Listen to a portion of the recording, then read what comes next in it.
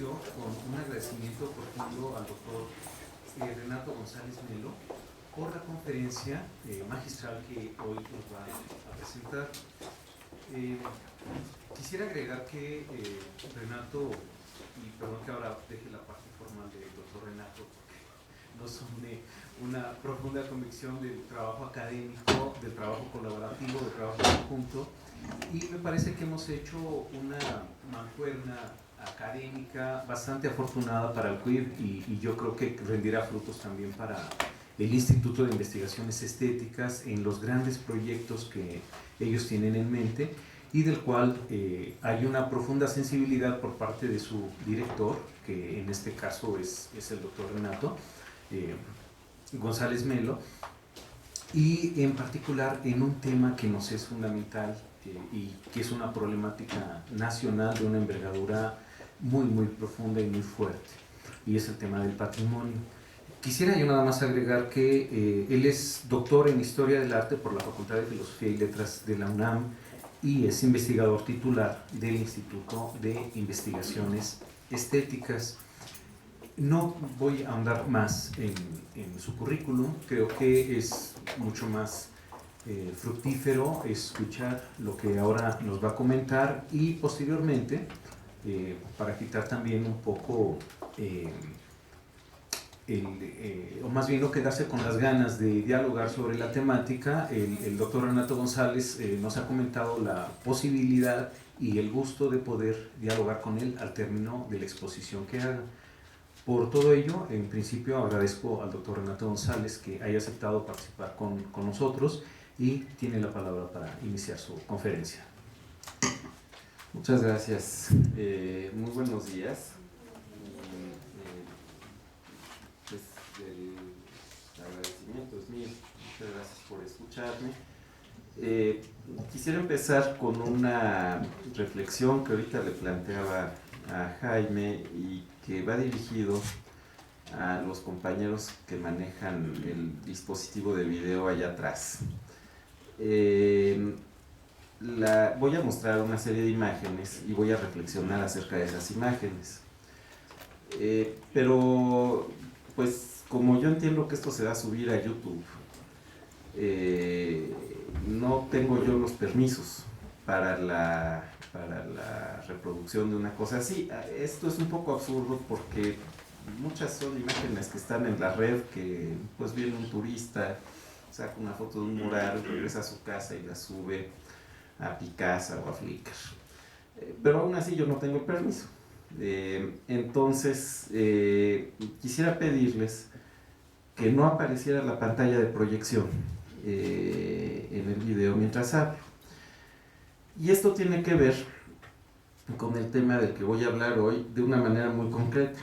Y es que a mí me empezó a interesar la catalogación de imágenes porque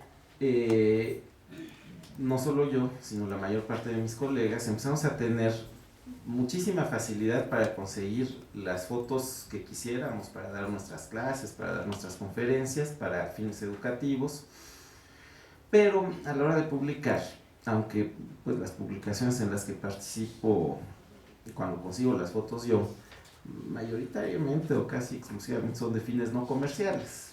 Cuando hay alguna publicación comercial, pues es la editorial la que se encarga del problema, pero cuando estaba encargado yo de conseguir las fotos, se empezó a volver dificilísimo. Quizás por la misma explosión de internet, los derechos de autor se empezaron a cuidar cada vez más. Y se convirtieron en un bien con valor comercial y que era objeto de muchísimos cuidados. Habría muchas cosas anecdóticas o incidentales que platicar sobre esto. Mi libro, bueno, el libro que he publicado yo grande, que es el que se originó en mi tesis de doctorado, salió sin ilustraciones porque no obtuve los permisos de reproducción. En parte, pues como lo explico ahí, porque no me dieron el permiso y ya, porque alguien por ahí no estaba de acuerdo con lo que yo decía, pero también en parte porque es a veces muy difícil saber quién es el propietario de una imagen y se vuelve todavía más difícil cuando los catálogos de obras de arte e imágenes están como los tenemos en México, como dice el CONACYT, con amplias oportunidades de desarrollo, ¿no? Con muy amplias oportunidades para la mejoría. A raíz de esto, pues hemos trabajado conjuntamente con el CUIB y ahora con el Instituto de Biología en un proyecto conjunto para desarrollar un catálogo de imágenes profesional.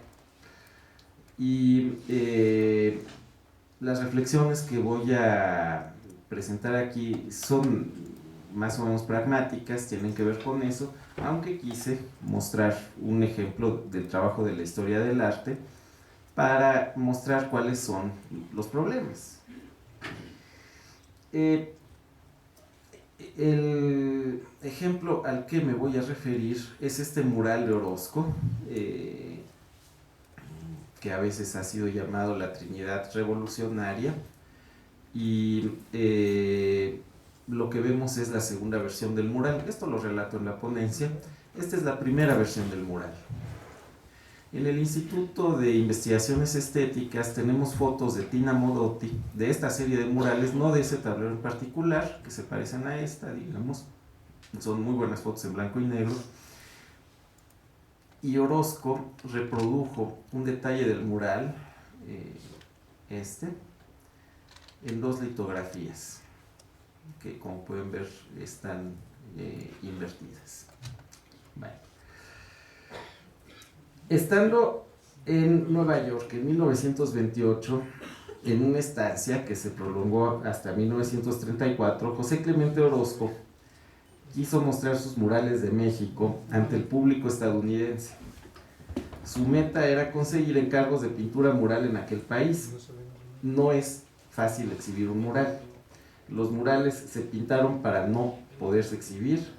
Su propósito más importante fue no ser pintura de caballete, no poderse vender y comprar, no poderse colgar en el comedor, el dormitorio o la sala de exhibición.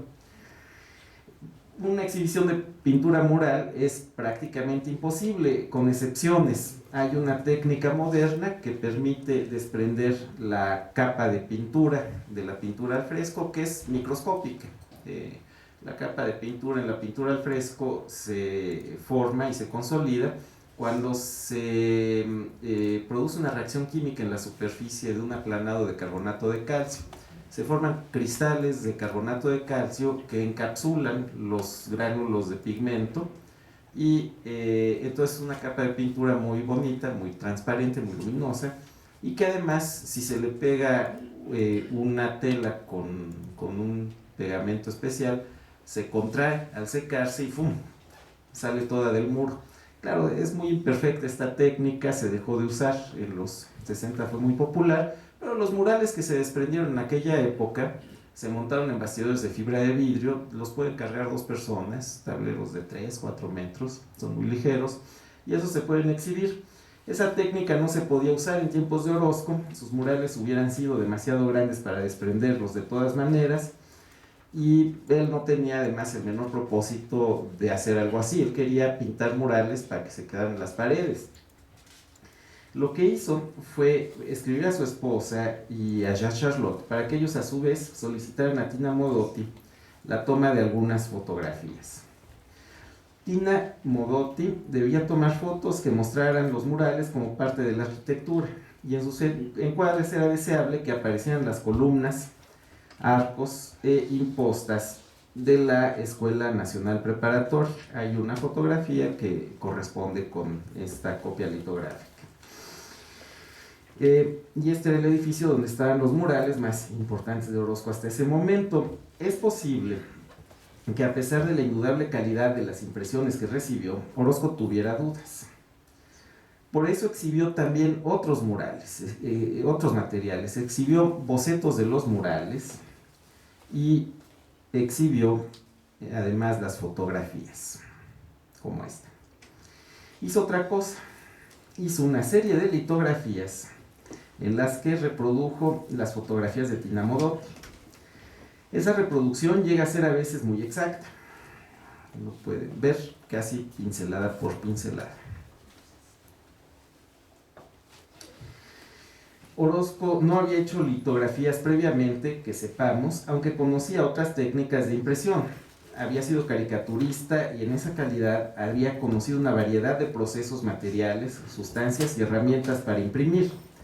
En casi todos ellos se recurría al auxilio de la fotografía para obtener imágenes que luego se transferían a una plancha de metal y que finalmente se imprimían. La litografía es distinta. En la litografía se dibuja sobre una piedra especial, muy porosa, con un lápiz graso. La piedra se humedece, luego se cubre con una tinta grasosa. Naturalmente, la tinta grasosa se adhiere al dibujo grasoso, pero no a las zonas libres de la piedra que están empapadas de agua. La piedra se aplica sobre el papel utilizando un tórculo, y así se imprime. Un resultado de este proceso es que los dibujos se imprimen en sentido inverso, como en un espejo. Esta es la copia que pertenece al Museo de Arte Moderno de Nueva York. Una de ellas tiene las... ignoro si fue por esto que hay dos series de litografías en algunos de los murales. Una de ellas tiene las estampas en el sentido correcto, la otra en sentido inverso. Orozco trabajaba con un impresor neoyorquino, George Miller, que había experimentado con técnicas comerciales para las artes. Una de ellas era el offset. En el offset, como sabemos, la matriz se imprime sobre un rodillo intermedio que luego deposita su imagen sobre el papel. De esta manera, al invertir la inversión, la imagen queda en el sentido original. Es bastante probable que Orozco y su impresor recurrieran a este medio. Sus propósitos son difíciles de adivinar. Tal vez quisieron simplemente corregir la inversión. Esto es, que en vez de quedar así, quedara así, como en el mural. Es difícil aceptar que Orozco hubiera cometido un error así. A lo mejor se trató de un experimento. En todo caso, cada litografía tiene en la parte inferior izquierda un número serial que indica el tiraje total. En general, si no me acuerdo mal, son 100 ejemplares para las dos imágenes, 100 para una, 100 o 110 para la otra. El número de la impresión, 100 al derecho y 100 al revés. Como ven, en los dos casos la firma J.C. Orozco aparece en la parte inferior y está bien. Lo que no está bien es la imagen, ¿verdad? Está totalmente achaparrada. Estarían de acuerdo que le dedicara 2 minutos a ver si se puede corregir eso, porque realmente no me había dado cuenta. Es muy molesto. Un segundito nada más.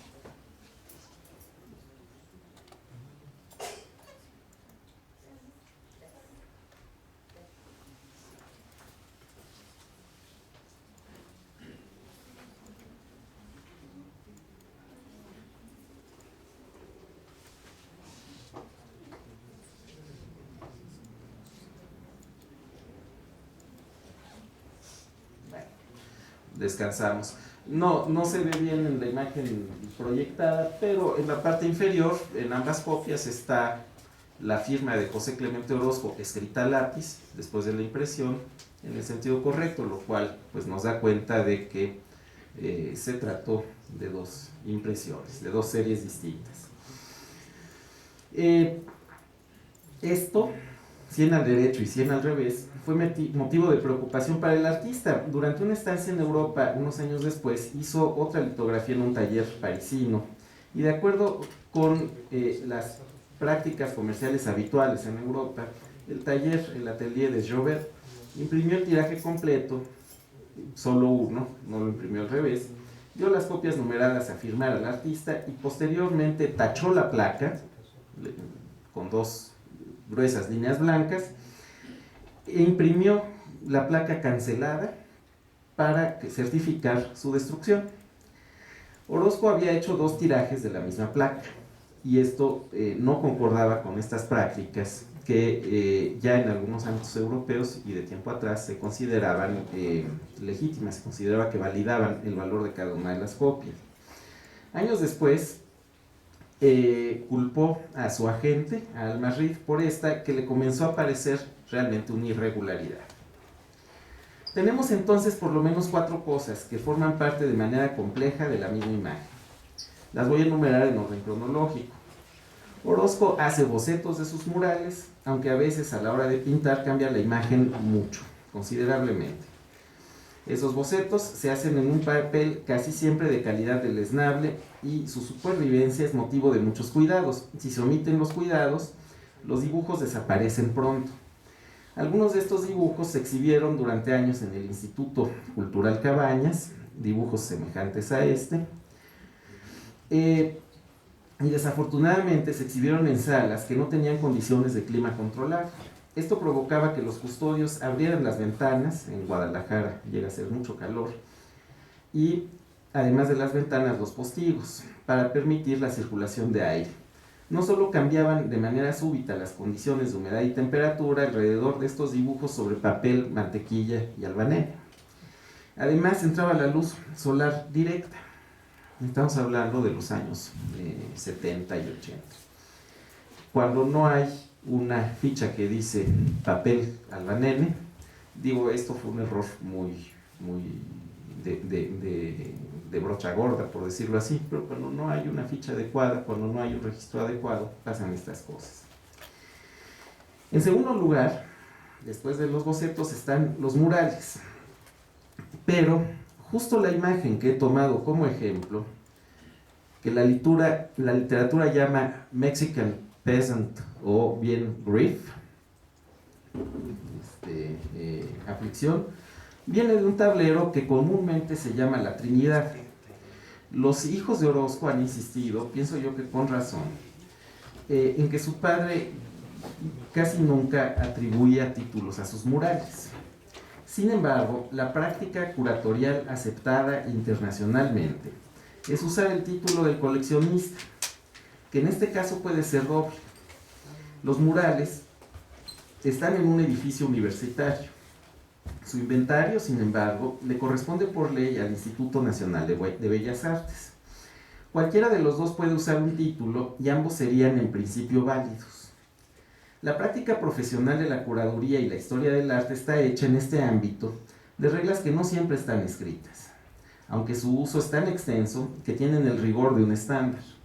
Si yo pongo el título al mural, si le digo La Trinidad o La Trinidad Revolucionaria, todo el mundo va a pensar que es el título atribuido por el Museo de San Ildefonso y por la universidad, entre otras cosas porque el edificio se convirtió en los años 90 en museo, entonces se va a suponer que hay prácticas profesionales aceptadas gremialmente. Hay más complejidad.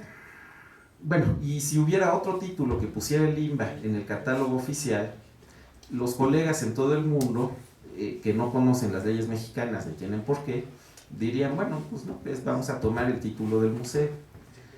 Hay más complejidad. Orozco cambió su mural.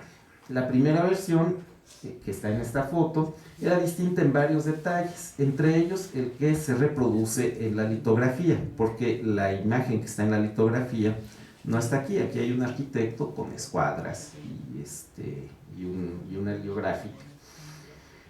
Las dos versiones tienen generalmente el mismo título y se distinguen con las expresiones primera versión y segunda versión. La primera versión ya no existe, fue destruida para hacer la segunda versión.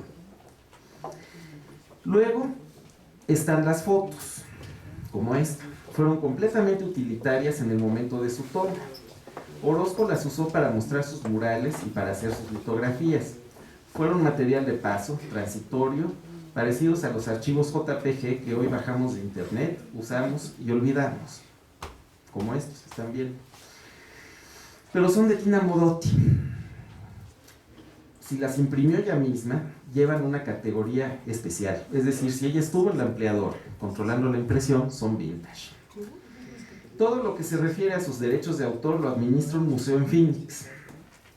¿Son obras de arte? Esa pregunta la dejo pendiente para que la responda algún teólogo.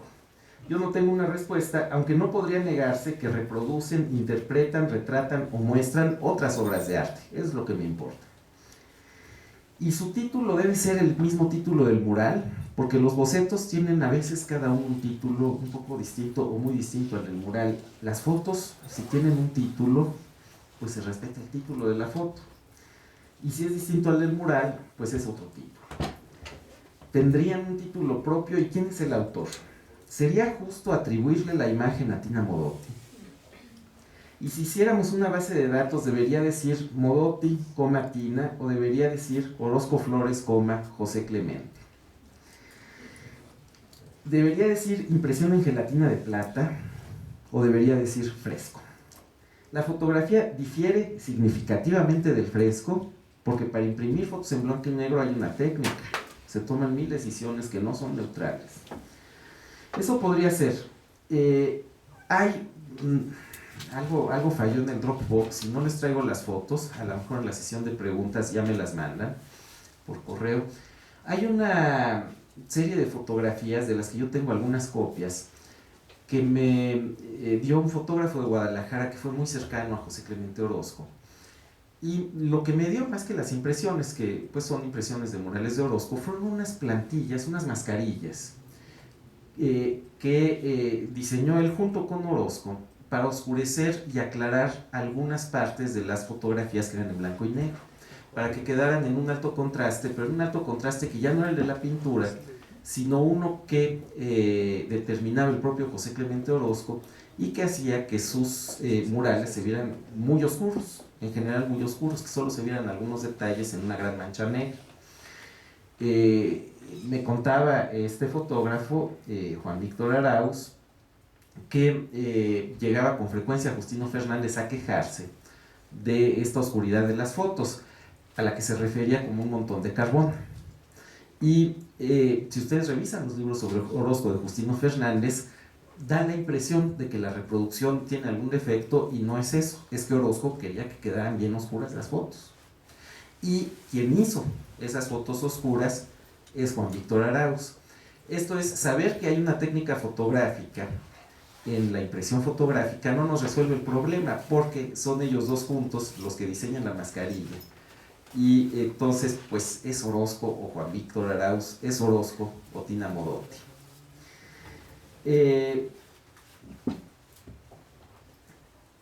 Me imagino que los negativos de Tina Modotti estarán en algún lugar, y no me sorprendería que algún día se encontrara una mascarilla o simplemente una hoja con indicaciones sobre luces y sombras. En las cartas de Orozco hay indicaciones sobre encuadre.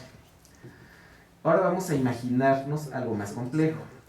La fotografía es muy compleja, negativo, una o varias copias del negativo que pueden ser iguales o distintas entre sí por distintos procesos de impresión.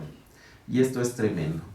Les traigo una foto, además un retrato de Orozco por Tina Modotti, que de veras me encontré navegando en internet, y tiene una ficha de calidad más o menos aceptable porque salió de un sitio de subastas. Me interesó porque tiene unas escuadras atrás, la fotografía es totalmente intencionada, esta sí es una obra de Tina Modotti y no de José Clemente Orozco. Creo que indudablemente alude a estas escuadras, al carácter geométrico que algunos le aluden a la obra le atribuyen a la obra de Orozco, pero además a algo de lo que voy a hablar un poco más adelante, a que estos murales están llenos de iconografía masónica. Las escuadras y los planos son emblemas del maestro masón. Y yo creo que este retrato de Tina Modotti es una broma que se refiere a eso.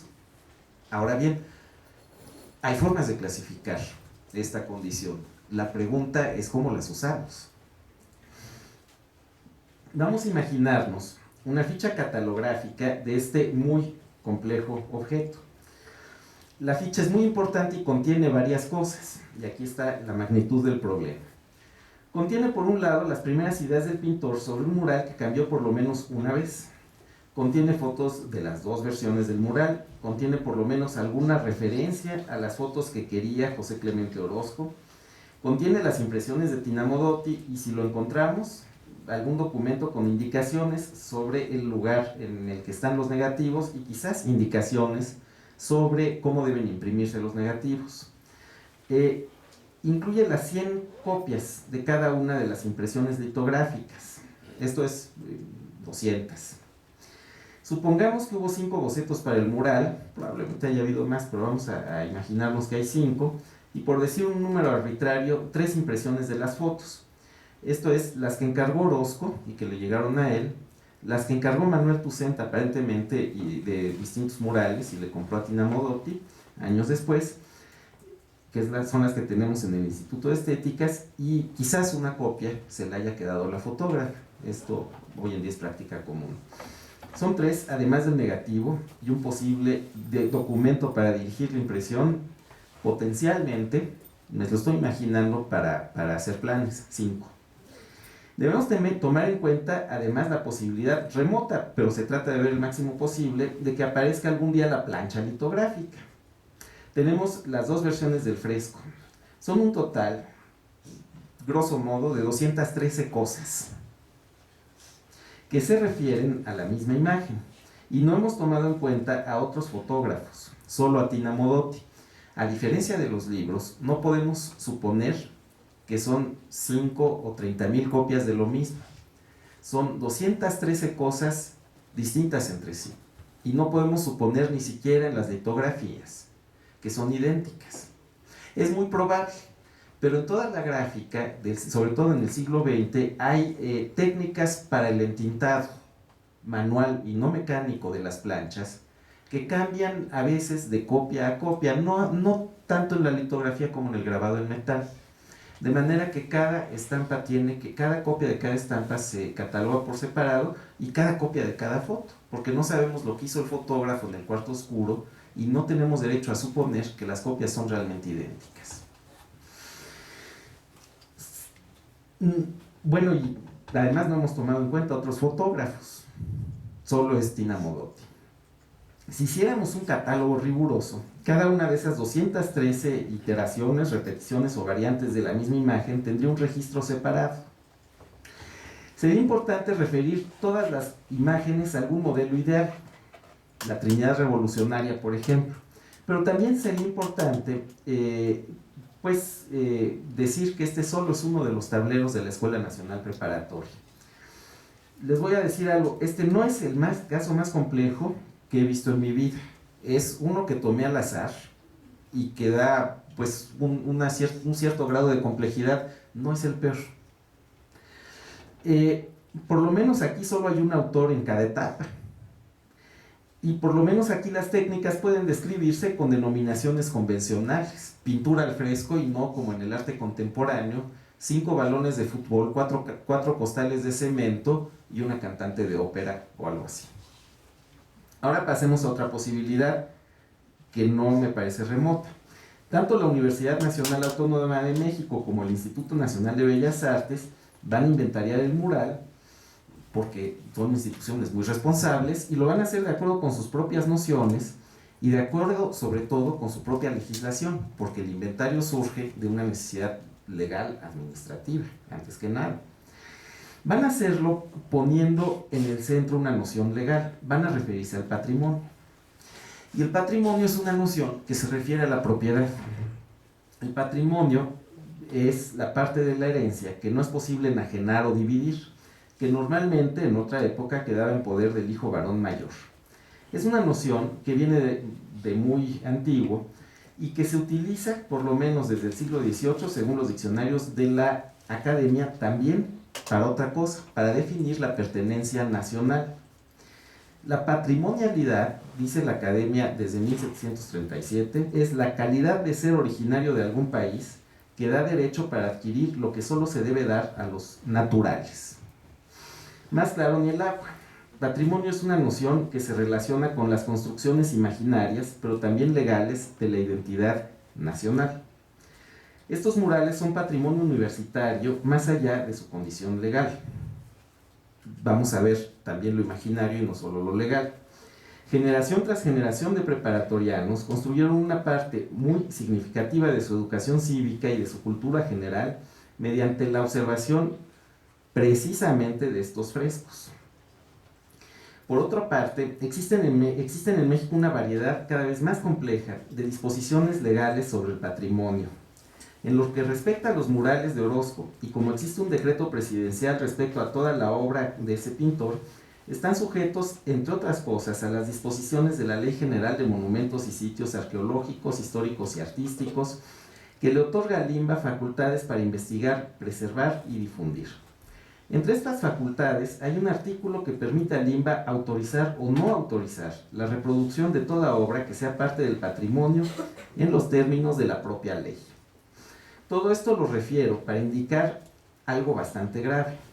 Nos referimos a una ficha que podría llegar a tener 213 registros para una misma imagen. Yo creo que pues después de un año de tener mucha comunicación con profesionales de la bibliotecología, estaremos de acuerdo en que esto es un universo que no se va a actualizar cada vez, pero que es posible y que un sistema debe prever. Digamos ahora otra cosa.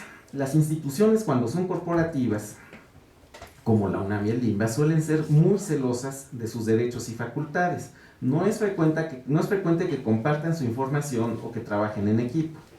Supongamos que cada una de las instituciones, el INBA y la UNAM, decide hacer su trabajo apropiadamente y que lo hace cada una muy bien, pero cada una por su lado.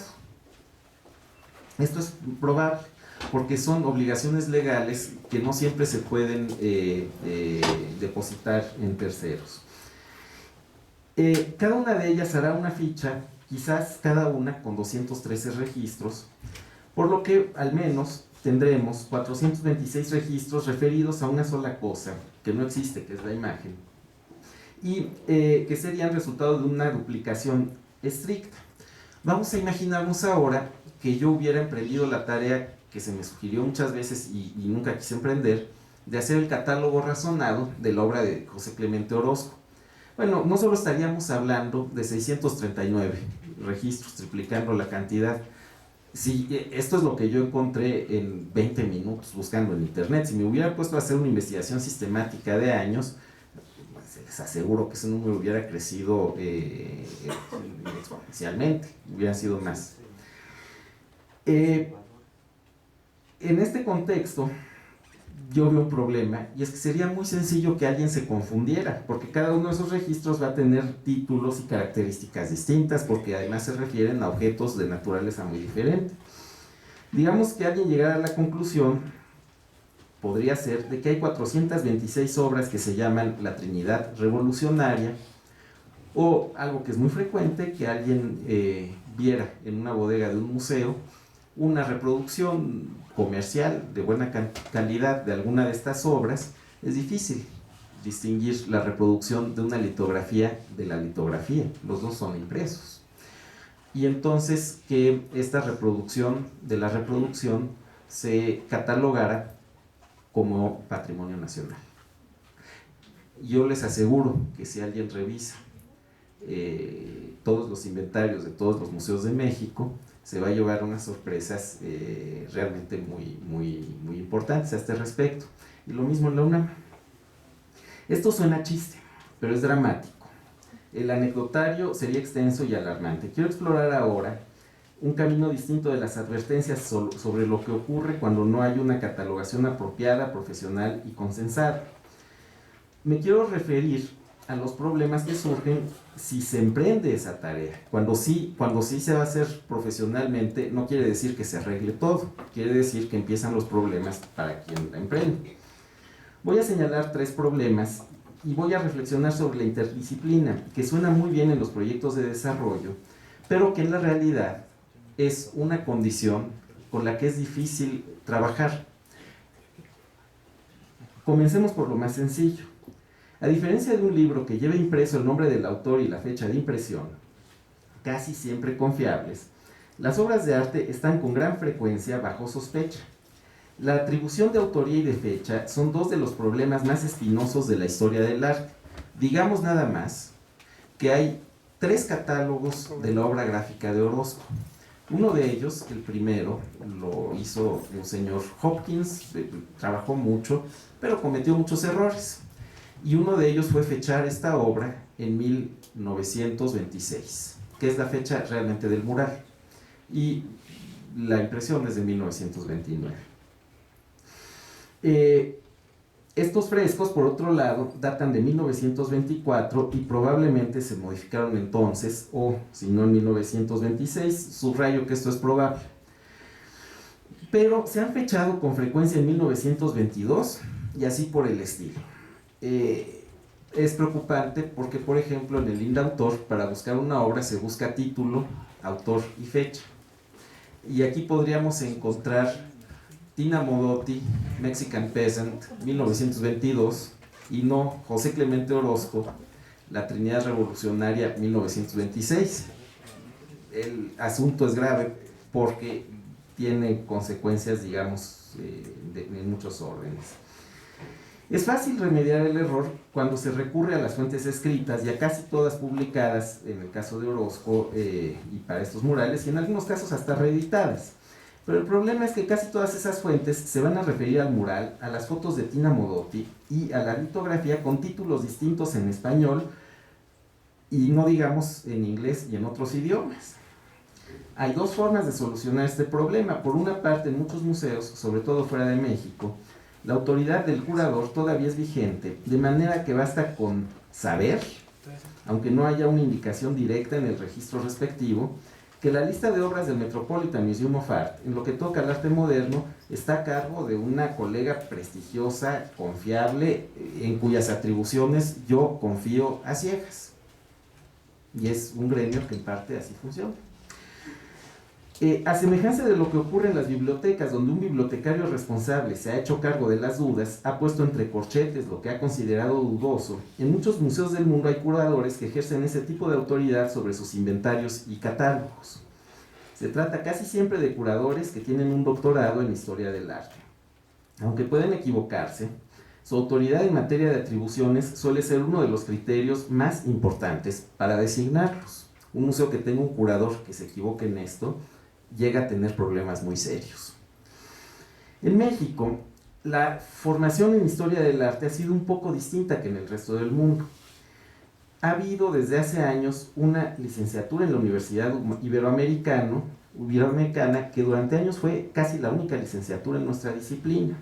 En la UNAM, los historiadores del arte nos formamos en la carrera de historia. Esto determinó que nuestros análisis políticos y sociales fueran un poco más sofisticados y también más farragosos que los de otros colegas, pero también determinó que nuestra formación elemental en historia del arte fuera deficiente, en particular en lo que toca a la erudición de los objetos, el conocimiento de las técnicas y la erudición concreta sobre los artistas, la historia de las colecciones, las fuentes de autoridad, etc. Pero hay otra cuestión más importante. Hasta hace poco la mayor parte de los curadores de arte moderno eran autodidactas. Probablemente por eso, ahora, los métodos de trabajo tienen más valor cuando se explicitan entre nosotros en México, porque es un problema de confianza. Yo quiero saber cómo trabajaste. En esas condiciones, un gremio que se ha formado mayoritariamente en la historia secas, recurre a las herramientas de su propia disciplina, el aparato crítico. Sin embargo, este se construye con gran solidez en la bibliografía y menor grado de confiabilidad en las listas de obra. Bueno, como veo que se me acaba el tiempo, quisiera concluir diciendo que esto solo atañe a la identidad del objeto. Que, digamos, todos estos datos solo se refieren a cómo vamos a identificar esta foto, esta litografía, este mural, y a distinguirlos de los otros objetos que tienen en común la misma imagen. Hay también, y en esto quisiera concluir, porque pues creo que es una discusión que veo venir y que me parece que va a ser importante y que viene de la interdisciplina. Discutíamos con los colegas del CUIP que nos han muy solidaria y amablemente apoyado y acompañado en esta trayectoria, sobre los encabezados temáticos, que en la bibliotecología son realmente una parte muy importante de la labor, y que en la historia del arte no tienen realmente un lugar para la clasificación de las obras de arte y serían difíciles de transferir, digámoslo así. Las clasificaciones de las artes son muy fluidas. Su propia polisemia y las frecuentes disputas que se generan acerca de las mismas provocan movimientos a su alrededor que son constantes.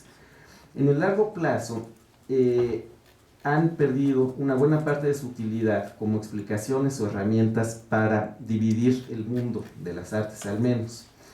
Por ejemplo, la noción de estilo. Es frecuente que cuando se hace un catálogo de obras de arte se quiera clasificar el estilo de las obras. Y esto no tiene sentido.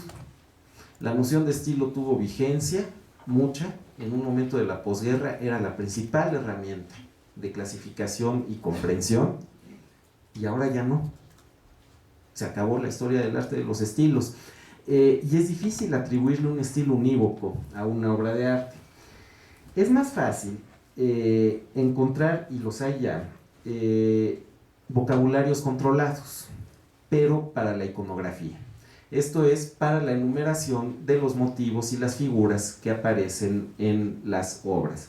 La herramienta principal para hacer esto gremialmente se llama Iconclass, que es un diccionario de términos para la descripción de objetos culturales, sobre todo imágenes, que se desarrolló a partir de un proyecto del Estado holandés y que originalmente fue una especie de enciclopedia de 16 volúmenes que ahora es un navegador multilingüe.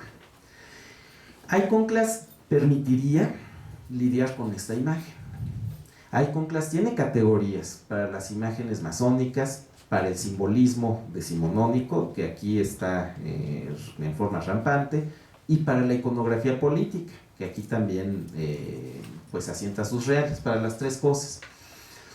Iconclass es algo, digamos, que los bibliotecólogos conocen bien. Es una especie de catálogo faceteado de términos para describir símbolos, y es tremendamente útil en esa medida.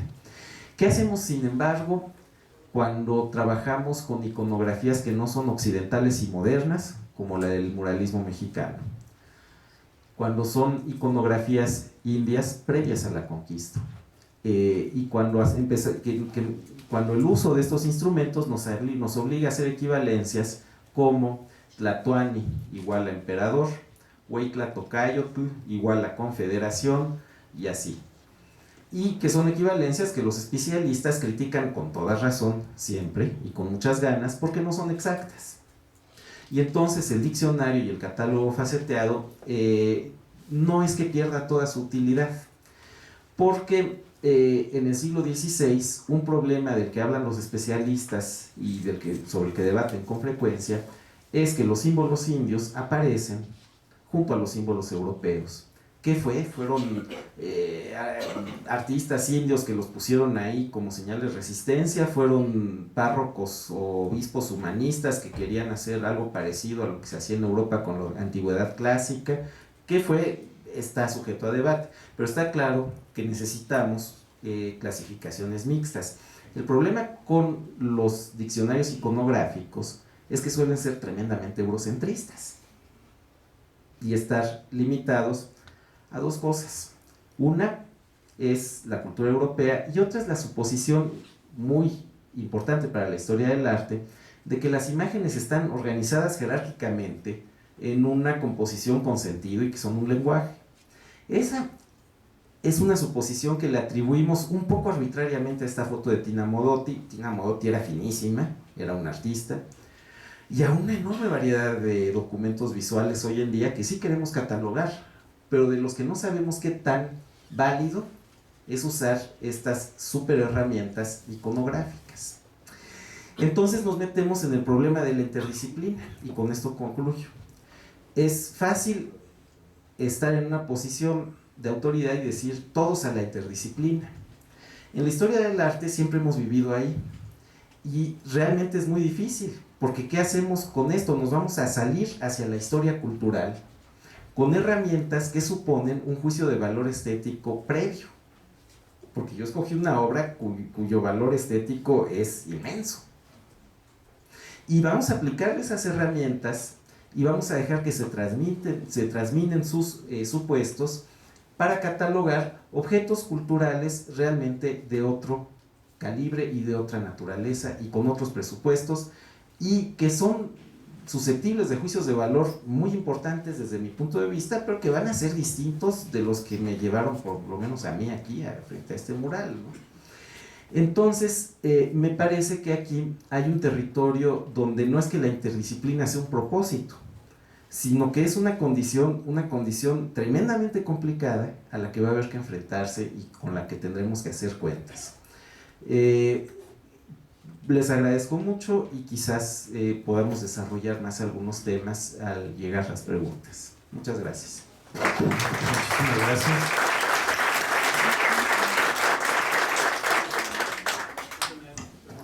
Bueno, la exposición creo que ha sido muy rica en cuanto a la complejidad de problemas, probables soluciones y ámbitos en los cuales es necesario incursionar. Estoy en un dilema y se los quiero comentar porque tenemos un tiempo sumamente ajustado, tenemos una siguiente mesa y si prolongamos va a repercutir en las siguientes sesiones, entonces, bueno, esta parte va a lastimar mucho. Pero Renato, yo te quisiera pedir un favor. ¿Hay modo que pudieras dejar tu correo electrónico? Porque seguramente varios de los colegas quisieran continuar este diálogo para contigo. Yo creo que lo más fácil es